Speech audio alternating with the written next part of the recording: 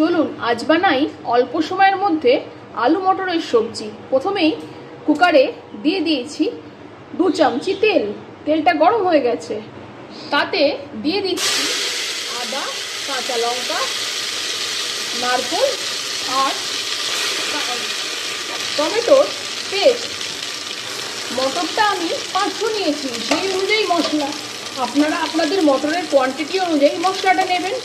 এবার এই মশলাটা আমি ভালো করে তেলে কষিয়ে নেব। যতক্ষণে মশলা কষানো হচ্ছে দিয়ে দিচ্ছি 2খানা তেজপাতা। মশলা আমার কষাচ্ছে, দিয়ে দিচ্ছি 1 চামচে ঝাল লঙ্কার গুঁড়ো। ঝালটা অবশ্য আপনারা আপনাদের টেস্ট অনুযায়ী দেবেন। যতক্ষণে মশলা কষানো হচ্ছে দিয়ে দিচ্ছি বেশ কিছু গুঁড়ো মশলা।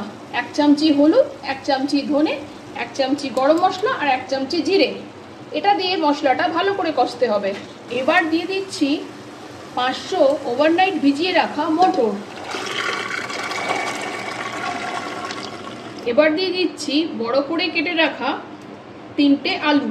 আলুটা আপনারা যেরকম খাবেন সেই অনুযায়ী দেবেন। দিয়ে দিচ্ছি 1 গ্লাস পরিমাণে জল আর কুকার বডিটা বন্ধ করে দিয়ে দেবো 4খানা হুইসেল। কুকারটা 4খানা সিটি হয়ে গেছে, তারপরে এই অবস্থা।